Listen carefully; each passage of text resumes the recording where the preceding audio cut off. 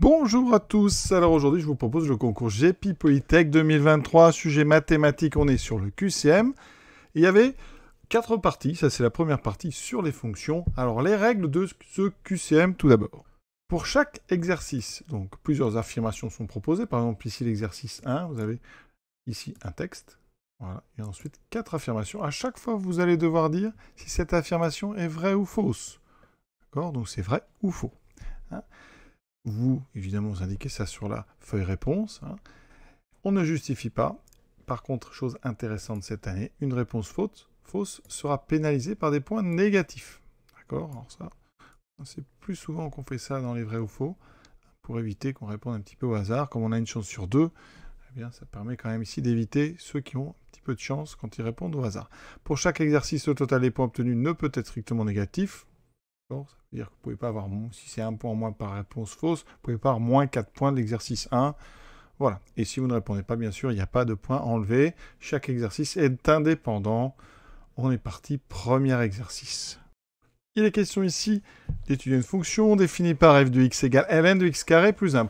Donc, première affirmation, la fonction est définie sur R. Alors, ici, on a un logarithme. Je rappelle que ln de grand X, ça existe si et seulement si grand X est strictement positif. Et si grand X existe, donc ici, on remarque que x carré plus 1, quel que soit x, c'est toujours supérieur ou égal à 1, parce que x carré, c'est toujours supérieur ou égal à 0, on est chez les réels. Donc, ça veut dire qu'il n'y a aucun problème de définition. Cette fonction, elle est définie sur R. Donc, df égale R. Donc, première proposition, elle est donc vraie. Donc, je vais mettre un V ici. Voilà, vrai.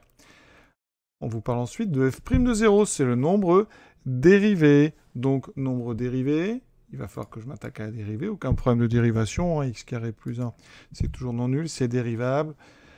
Donc ici, quel que soit x, donc appartenant à R, on a dit df, c'était R, donc je dérive. On est sur une expression du type ln de u. Ln de u, quand u est dérivable, la dérivée u' sur u. Donc ici, j'obtiens 2x, c'est la dérivée de x carré plus 1, sur u, donc x carré plus 1. Ça veut dire que si je remplace x par 0, f' de 0, c'est donc 2 fois 0 sur 0 carré plus 1. Ça me donne 0. On me proposait ici 1. Donc ceci est faux. Donc pour l'instant, vrai, faux. Maintenant, pour tout x strictement négatif, est-ce que f de x est strictement négatif? Alors la réponse, c'est non. Donc, je vous le dis tout de suite, on va le démontrer. D'accord? Donc là, c'est faux. Pourquoi? On a vu tout à l'heure que pour tout x appartenant à R, x carré plus 1 est supérieur ou égal à 1. D'accord? Donc, par croissance du logarithme, ln de x carré plus 1 est supérieur à ln de 1 qui vaut 0. Donc, c'est supérieur ou égal à 0. Donc, conclusion, eh bien, ln de x n'est jamais strictement négatif. Donc, pour tout x négatif, d'ailleurs pour tout x même, eh bien, f de x est donc supérieur ou égal à 0, donc n'est jamais strictement négatif, donc c'est faux. Maintenant, la limite de f en moins l'infini. Alors c'est une petite composée.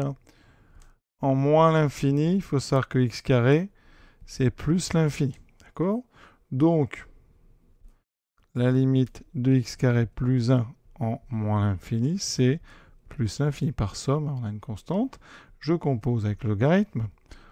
Or, on va regarder le logarithme en plus l'infini, parce que ce qu'on met dedans, ça tend vers plus l'infini, donc ça c'est plus l'infini. Donc, la limite de ln de x carré plus 1 quand x tend vers moins l'infini, c'est donc plus l'infini. On me proposait plus l'infini, c'est donc vrai.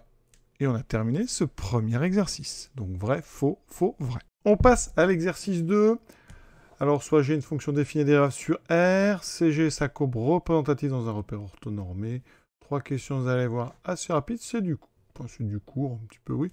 Donc, on considère G de 1 est égal à 0. Donc, on nous dit G de X, enfin, CG coupe l'axe des ordonnées, attention, l'axe des ordonnées au point de coordonnées 1, 0. Le point de coordonnées 1, 0, donc 1 sur 1, 0, c'est ici, d'accord? Déjà, ce point 1, 0, il n'est pas sur l'axe des ordonnées. L'axe des ordonnées, c'est l'axe vertical. Donc ça, c'est forcément faux. Voilà, directement, ça ne peut pas être l'axe des ordonnées, puisque ce point n'est pas sur l'axe des ordonnées. Alors, quand on a G2 égale 0, eh bien, qu'est-ce qu'on en déduit? Que le point A de coordonnées 1, 0 appartient à la courbe CG. D'accord? Donc ici, effectivement, ça coupe bien un axe, mais ce n'est pas l'axe des ordonnées que ça coupe, c'est tout simplement l'axe des abscisses. Donc, première proposition, elle est fausse. Deuxième proposition, on est sur l'équation d'une tangente. On vous donne G de 1 égale 2, G' de 1 égale 3. On vous parle de la tangente au point de coordonnées 1, 2. Donc, c'est ici, évidemment, c'est la tangente 1. Donc, la tangente en 1, elle a pour équation Y égale G' de 1 fois X moins 1 plus G de 1. Je rappelle la formule générale. La tangente au point d'abscisse petit a, c'est Y égale F de A. Si la fonction est F, X moins A plus F' plus F de A. Là, j'ai appliqué pour A égale 1, puisqu'on vous parle de la tangente au point de coordonnées 1, 2. Donc, c'est pour l'abscisse 1. Je remplace G', on m'a dit que c'était 3. 3 fois X moins 1 plus 2. On développe 3 fois X. 3 fois moins 1 moins 3 plus 2 moins 1. C'est exactement ce qu'on me proposait. Donc, c'est bien la bonne équation. Cette affirmation B, elle est tout à fait vraie. Affirmation C. Alors, on prend G, donc 2 fois dérivable. Donc, on peut avoir sa dérivée seconde. On nous dit que sa dérivée seconde est toujours positive, donc est supérieure à 0 sur R. D'après le cours, quand une dérivée seconde est positive sur un intervalle, la fonction y est convexe. Donc, G est convexe sur R. Et une fonction convexe, eh bien, on sait qu'elle a une courbe qui est toujours au-dessus de ses tangentes. Donc, la courbe de G est toujours au-dessus de ses tangentes. Si vous avez un doute, vous faites une courbe convexe, par exemple ceci, vous placez quelque part et vous passez une tangente. Vous voyez qu'ici, la courbe est toujours au-dessus de ses tangentes. Ici, si on lit bien, on fait très attention, bien, la courbe CG est en dessous. Donc ça pose un problème puisqu'on vient de dire qu'elle était convexe. Donc la courbe est au-dessus de ses tangentes. Donc cette affirmation, elle est fausse. Donc faux, vrai, faux. On continue. Troisième exercice. Alors les petites questions indépendantes là. Donc le A, exponentielle 3x plus 1. Il faut comparer avec exponentielle 3x plus E. Est-ce que c'est la même chose? Alors exponentielle 3x plus 1, propriété exponentielle d'une somme, c'est le produit, ça fait exponentielle 3x fois exponentielle. Donc on a en fait E de 3x multiplié par E. Ici on vous propose plus E, alors c'est différent. Comment on peut montrer que c'est différent? Il suffit de prendre par exemple pour x égale 0. Pour x égale 0, ici on a exponentielle de 1, donc E, et ici pour x égale 0, la deuxième vaut combien? E0 plus E, donc E0 ça vaut 1, ça fait 1 plus 2, c'est différent. Donc vous voyez que ici, l'affirmation A, elle est fausse. Affirmation maintenant B. Donc on a un ln de x carré sur ln de x carré plus 4. Il faut comparer ça avec ln de x carré sur x carré plus 4. Alors, hein, c'est faux.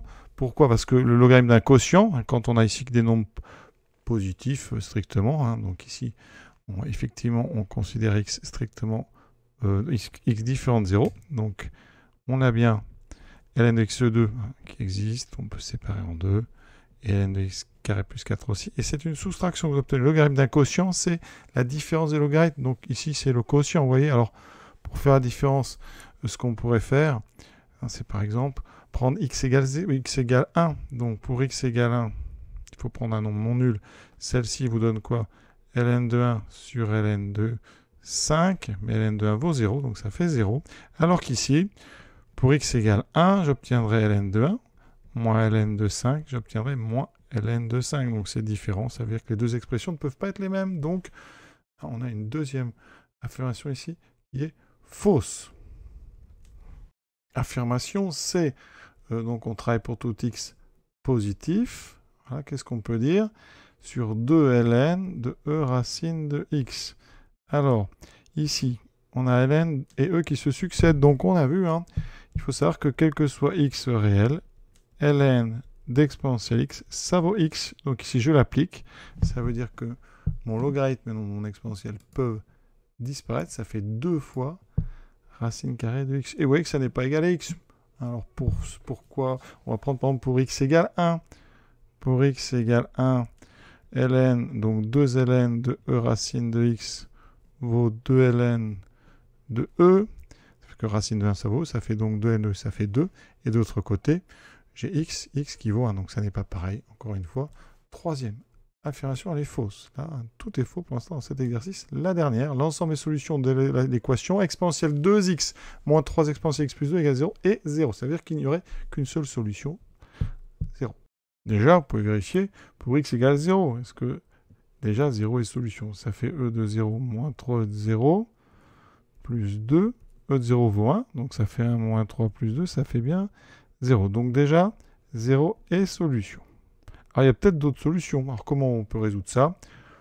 Eh bien, je vous le dis, on va faire un petit champ de variables. On met grand X égale exponentielle X. Donc, exponentielle 2X. Ça vaut exponentielle X au carré, c'est donc X2.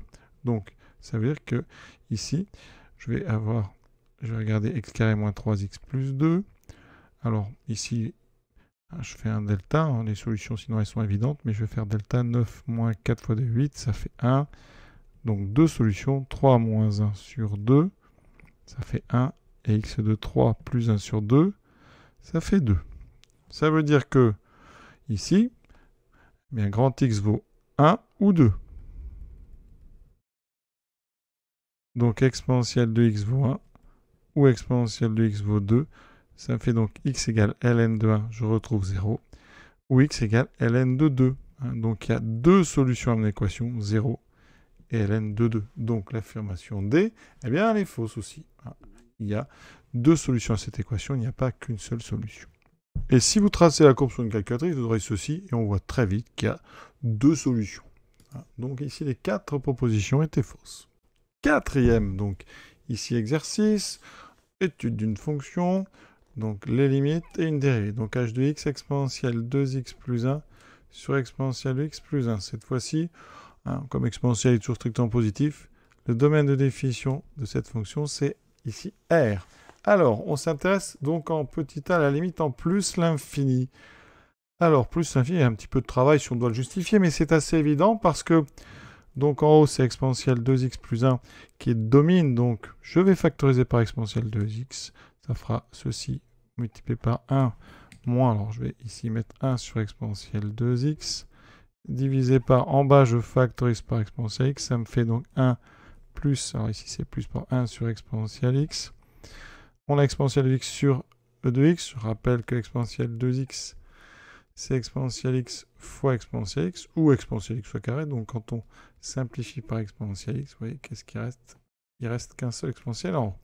Donc ça me fait ceci, multiplié par un rapport qui est très simple en termes de limite. Donc on est en plus l'infini. La limite très importante de exponentielle x en plus l'infini, c'est plus l'infini. Donc exponentielle 2x aussi. Ça veut dire que ça tend vers 0 en plus l'infini. Celui-ci aussi. Donc le quotient en haut tend vers 1, en bas tend vers 1. Donc le quotient ici, ce quotient tend vers 1. Devant, on a dit que l'exponentielle tend vers plus l'infini. Donc par produit, tout ça va tendre vers plus l'infini. Donc ce qu'on vous propose est faux. Limite de h n'est pas égale à 0. Limite de h est égale à plus l'infini. C'est l'exponentielle 2x qui domine tout ça. Donc c'est faux. B, limite en 0. Alors en 0, il n'y a aucun problème parce que la fonction est totalement définie et continue en 0. Alors, on va quand même le rédiger. En haut, exponentielle 2x plus 1. Eh bien, ça tendra vers exponentielle 0 plus 1, c'est-à-dire 1 plus 1, 2. En bas, exponentielle x plus 1, ça tend aussi vers exponentielle 0 plus 1. D'accord? Donc, ça tend vers 2. Donc, le quotient tend vers 1. Donc là, l'affirmation B, elle est vraie. La limite en moins l'infini, ça, elle est plus facile. Parce que l'exponentielle x, je vais commencer par lui en moins l'infini. On sait que ça tend vers 0, c'est du cours. Par composé très simple, si vous mettez 2x, 2x tend vers moins l'infini, donc l'exponentielle de x tend aussi vers 0. Donc par addition et quotient, la limite de h de x quand x tend vers moins l'infini, c'est donc en haut 0 plus 1, 1, en bas 0 plus 1, donc le rapport tend vers 1 sur 1, c'est-à-dire tend vers 1. Donc le C est aussi vrai. Pour ceux qui s'intéressent à la courbe, effectivement, asymptote horizontale en moins l'infini. En 1, c'est continu, donc la limite sera la valeur. Et en plus infini, effectivement, c'est bien plus infini. Dernière proposition, la D, la dérivée. Alors, on a un quotient ici de deux fonctions dérivables, aucun problème défini sur R, donc je peux dériver sur R. C'est un quotient. Donc quand on dérive, on utilise la fameuse formule U' V moins UV' sur V carré avec U et V qui sont le numérateur et le dénominateur de h de x. Donc, à savoir, on va quand même détailler rapidement, exponentielle 2x plus 1 c'est U. V c'est exponentielle x plus 1.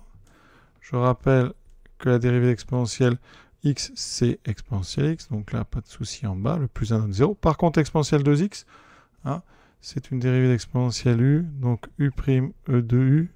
Donc quand je dérive 2x, il y a un 2 qui sort.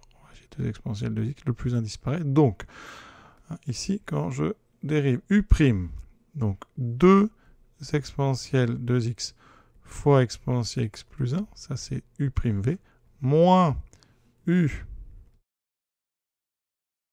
fois, donc ici v', j'ai oublié le prime, ça fait exponentielle x, sur v carré. Donc le dénominateur ici, déjà, vous voyez dessous, ça pose un problème, ça ne va pas. Mon dénominateur ici, c'est exponentielle x plus 1 au carré. On va voir ce que ça donne. Donc on développe le numérateur. J'ai donc 2 exponentielle 2x fois exponentielle x. Alors ça, petite précision. Produit d'exponentielle, c'est l'exponentielle de la somme, donc ça fait 2x plus x, 3x. Plus 2 exponentielle 2x, moins exponentielle 2x fois exponentielle x, donc moins exponentielle 3x.